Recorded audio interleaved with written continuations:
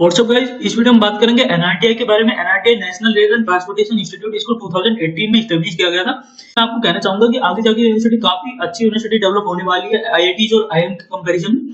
तो आज इस वीडियो में इसी बारे में बात करेंगे कि एनआरटीआई आखिर क्या है और इसके आगे जाके स्कोप्स क्या है। एनआरटीआई एडमिशन सीरीज से रिलेटेड मैंने 7 से 8 बच्चों से कांटेक्ट किया जो कि एनआरटीआई में पढ़ रहे हैं और मैंने इस वीडियो को बनाने के लिए काफी ज्यादा रिसर्च की है। तो मैं आपको बता देना चाहता हूँ कि ये एनआरटीआई की 5 वीडियोस की सीरीज होगी, तो इसमें आपके काफी सारे डाउट्स आपके क्लियर हो जाएंगे। और इन 5 वीडियोस को देखने के बाद आपको कोई भी डाउट ऐसा नहीं बचेगा कि जिसके लिए आपको गूगल या फिर क्योरा पे जाके आपको सर्च करना पड़ेगा कि आखिर एनआरटीआई है क्या।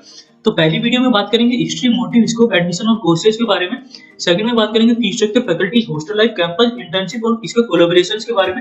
थर्ड में इसके जो एंट्रेंस एग्जाम होता है उसको प्रिपरेशन कैसे करें, और उसके बाद एक सैंपल पेपर भी आपके लिए पब्लिश किया जाएगा। तो आपको नीचे आपको लिंक प्रोवाइड कर दी जाएगी। साथ ही साथ अगर आपको ज्यादा जरूरत पड़ती है तो आपके लिए 40-50 पेजेस की एक छोटी सी बुक भी प्रोवाइड की जाएगी। एग्जाम डेट के बारे में बात करें, कट ऑफ, और लास्ट में फोर्थ जो वीडियो होगी उसमें मैं आपको बताऊंगा फाइनल वर्डिक्ट के बारे में, रिटर्न ऑन इन्वेस्टमेंट और क्या आपको इस यूनिवर्सिटी को ज्वाइन करना चाहिए या फिर नहीं। और आप सारी वीडियोस में आपको अपने जो भी डाउट्स होता है उसको आपको नीचे कमेंट सेक्शन में लिख देना है। तो लास्ट की वीडियो में आपके जो डाउट्स होंगे उसको कवर किया जाएगा। मैं आपको फिर कह देना चाहता हूँ कि अगर आप ये अगर पूरी वीडियो नहीं देख पाते तो मैं आपको अभी कहूंगा कि आप इस वीडियो को छोड़ के चले जाएं, क्योंकि यार अगर आप पूरी वीडियो नहीं देखोगे तो फिर आपको एनआरटीआई के बारे में जो भी डाउट्स है वो काफी डाउट्स आपके अधूरे रह जाएंगे, आपके क्लियर नहीं हो पाएंगे। तो मैं तो आपको यही कहूंगा कि आप पूरी वीडियो को देखो, चाहे स्पीड बढ़ा के देखो। सबसे पहले हिस्ट्री की बात करते हैं तो 2014 में जब एनडीए फर्स्ट गवर्नमेंट आई थी उसी टाइम ये सेंट्रल गवर्नमेंट का प्लान था कि 4 रेलवे यूनिवर्सिटीज इंडिया में स्टेब्लिश की जाएंगी रेलवे के इंफ्रास्ट्रक्चर को डेवलप करने के लिए। और उस टाइम मोदी जी ने कहा था कि these would be directly linked to the jobs in railways. लेकिन बाद में अब बच्चों का डाउट होता है कि क्या एनआरटीआई आपको जॉब्स प्रोवाइड करेगी, तो ये मैं आपको आगे जाके बताऊंगा। तो 2016 में जब मोदी जी वडोदरा में गए थे तो उस टाइम उन्होंने वडोदरा एयरपोर्ट को का इनॉग्रेशन किया था। तो उस टाइम उन्होंने कहा था कि जो फर्स्ट रेलवे यूनिवर्सिटी होगी वो वडोदरा में आएगी। वडोदरा में देश की पहली रेलवे यूनिवर्सिटी बनेगी।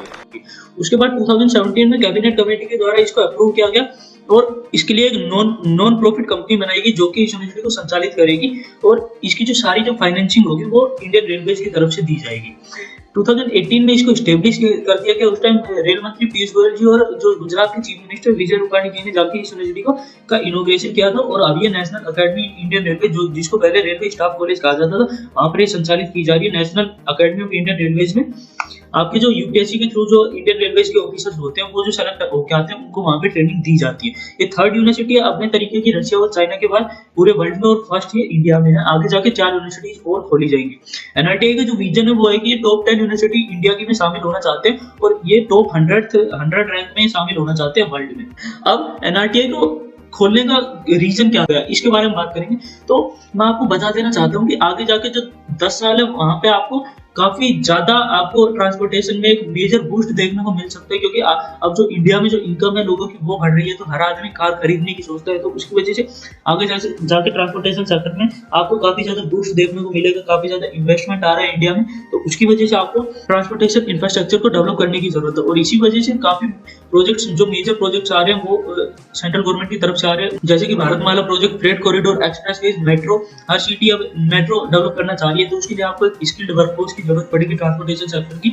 Bullet train, rapid rail transit system, rapid transit system क्या आएगी, अब दिल्ली में काफी ज्यादा पॉपुलेशन हो गई है, तो उसकी वजह से जो दिल्ली की पॉपुलेशन है उसको शिफ्ट करने की तैयारी है, तो उसको आप एनसीआर में शिफ्ट करोगे। तो उसकी वजह से एनसीआर के जो बड़े बड़े शहर है उनको अब दिल्ली से कनेक्ट किया जा रहा है हाई स्पीड रेलवे कनेक्टिविटी से। तो उसकी वजह से आप जो 130-40 किलोमीटर का सफर आपका 1 घंटे में तय हो जाएगा। तो उसकी वजह से जो दिल्ली की जो पॉपुलेशन वो शिफ्ट हो जाएगी एनसीआर की बड़ी बड़ी सिटीज में। इंलैंड वाटर बेस को डेवलप करने की जरूरत है, क्योंकि वाटर बेस में काफी कम पॉल्यूशन होता है एज कम्पेयर टू आपका रोडवेज में, और ये काफी कॉस्ट एफिशिएंट भी होता है। एयर ट्रैफिक काफी ज्यादा डेवलप हो रहा है, हर बड़ी बड़ी सिटीज में अब एयरपोर्ट्स डेवलप किए जा रहे हैं। स्मार्ट सिटीज में आपको ट्रांसपोर्टेशन इंफ्रास्ट्रक्चर को अच्छा करने की जरूरत है।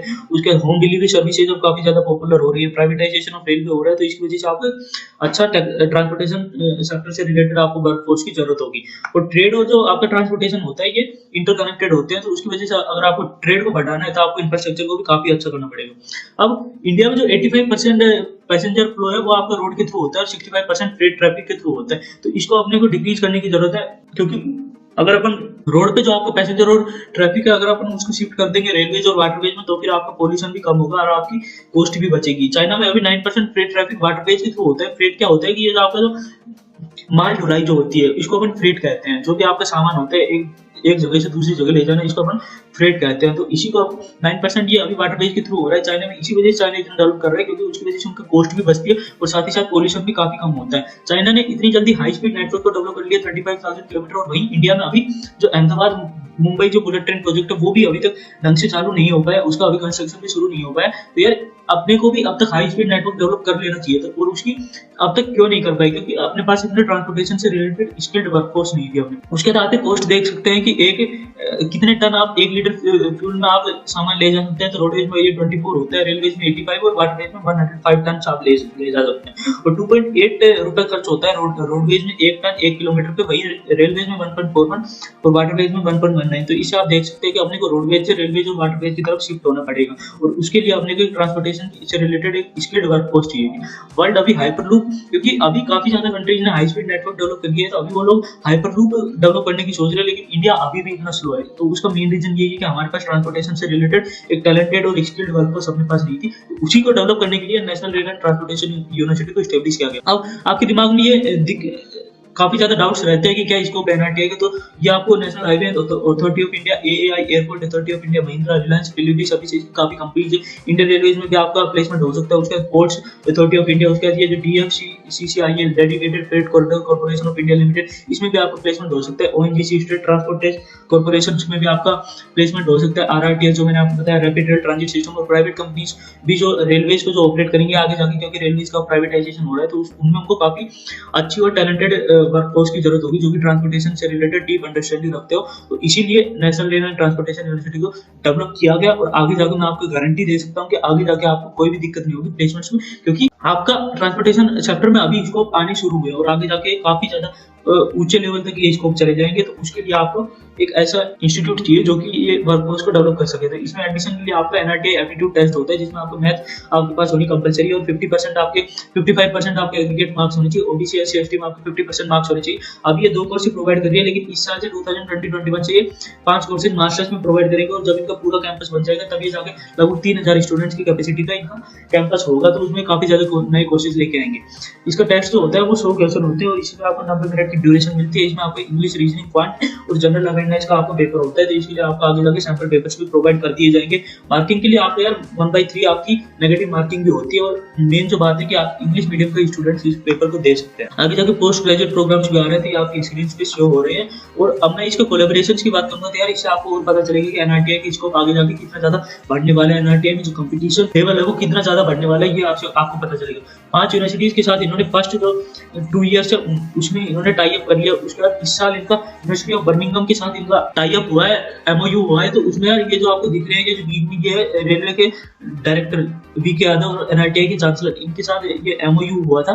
तो इसमें इनका एमएससी प्रोग्राम होगा रेलवे इंजीनियरिंग में एनआरटीआई में, तो वो इनका ज्वाइंट प्रोग्राम होगा। 1 साल यूनिवर्सिटी ऑफ बर्मिंघम में और 1 साल एनआरटीआई में इनका ज्वाइंट प्रोग्राम होगा। बर्मिंघम जो यूनिवर्सिटी है यार वो रेलवे के फील्ड में काफी ज्यादा प्रीमियम इंस्टीट्यूट्स के रूप में माना जाता है, ट्रांसपोर्टेशन इंस्टीट्यूट्स में, इसके वर्ल्ड में काफी ज्यादा वैल्यू है इस यूनिवर्सिटी की। अब साथ ही साथ जो वीके यादव है ये एनआईटी इलाहाबाद के एलुमनाई है। तो अब एनआरटीआई ने एनआईटी इलाहाबाद के साथ भी एमओयू करने की इनकी प्लान है। तो ये आगे जाके एनआईटी इलाहाबाद के साथ भी इनका कोलैबोरेशन हो जाएगा, तो उससे आपको एनआईटी इलाहाबाद की फैकल्टीज का भी फायदा मिलेगा। अब मैं आपको कहना चाहूंगा कि यार एनआईटी में काफी अच्छी फैकल्टीज, आपको मैंने स्कोप्स वगैरह सब कुछ बता दिया, और एनआईटी को क्यों डेवलप किया ये भी मैंने आपको बता दिया।